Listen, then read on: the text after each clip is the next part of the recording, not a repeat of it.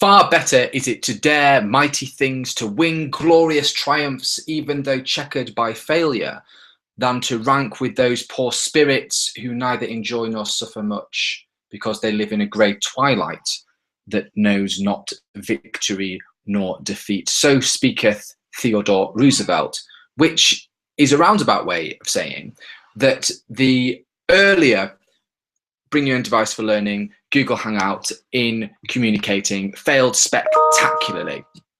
The main reason for it failing was that there was nobody else on the call. And the second reason for it failing was the fact that the UPS man decided to come just at the beginning of the call, and there was no one there for me to pass over to take control of it. The good news is that my Nokia phone is now in the post and will be fixed and repaired at some point in the near future. Not that I really need it anymore, I now have an iPhone. But anyway, I digress. Back to the matter of hand of communicating. So sadly, even though there are no participants in this particular Google Hangout, I thought I would take the opportunity to share a few of my own thoughts on communicating.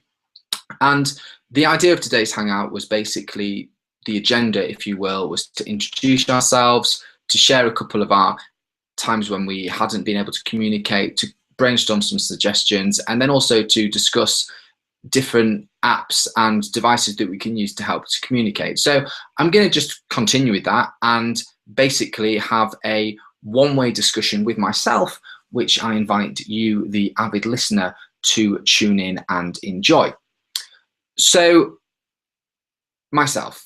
My name is Samuel Illingworth. I am a lecturer in science communication at Manchester Metropolitan University, and I have very kindly been invited to be a facilitator on the Bring Your Own Device for Learning January 2015 edition.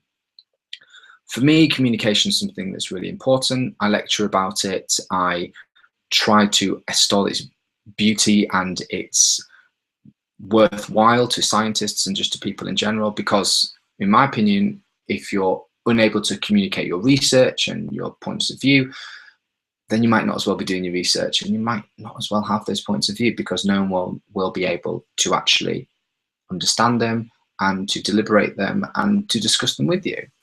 So for me, effectively communicating is all about three things. It's about understanding your narrative, it's about understanding your audience, and it's about understanding yourself.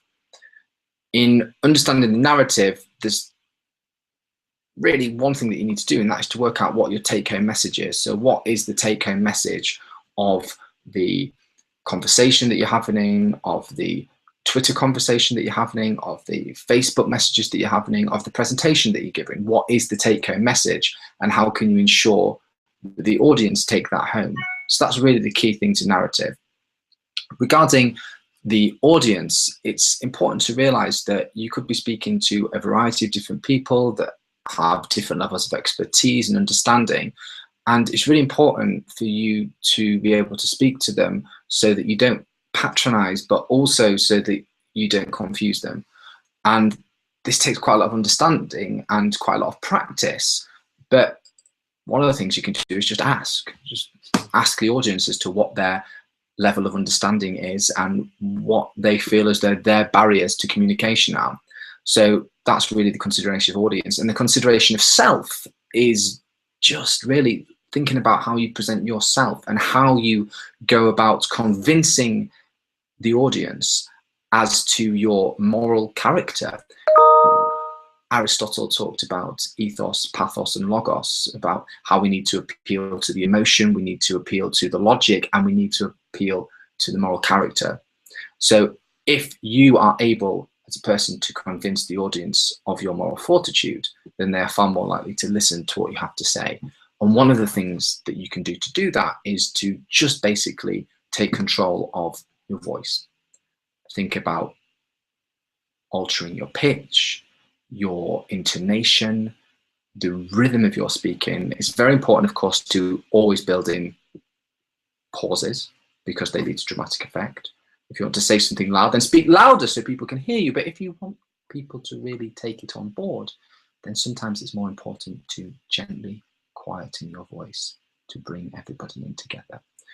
So they're really my top 3 tips on how to communicate your message effectively, to consider your narrative, to consider your audience, and to consider yourself.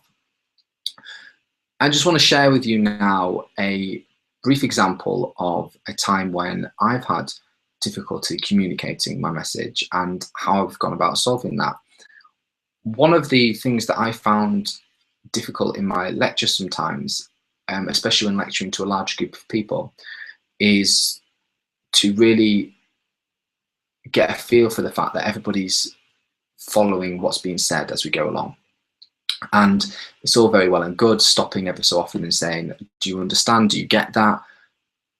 Of course they understand. Of course they get that. Nobody's really going to want to put up their hand and say, excuse me, please can we stop and go back a step?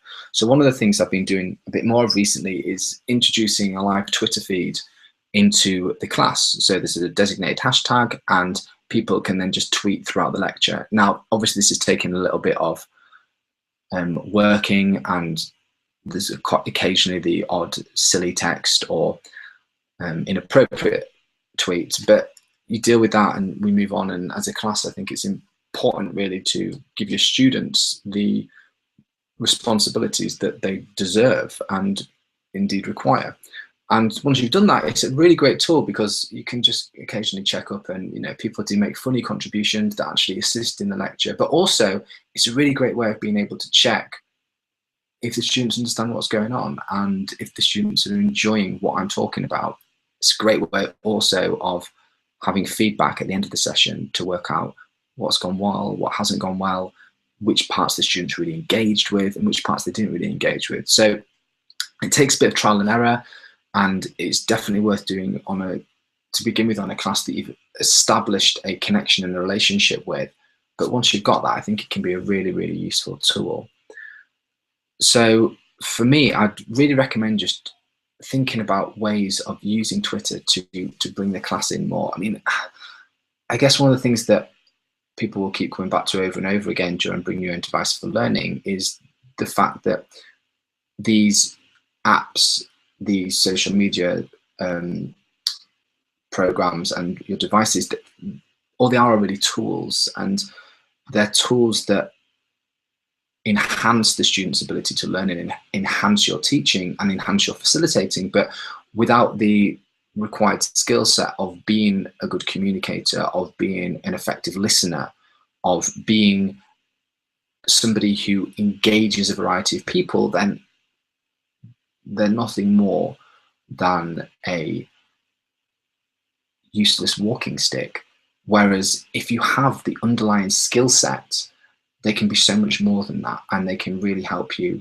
They can be, let's say, a jump jet, a jetpack even, and they can help you to really attain new heights. So that's an abridged version of what I hope to talk to you today, but I mean, I've been looking at myself for far too long now, and I hope that it's proved useful for some people. And I'd ask that you do join us for the Google Hangout on Thursday, which is when we talk about collaboration. And thank you very much, and I look forward to connecting with the rest of you throughout this week. Thank you. Bye now.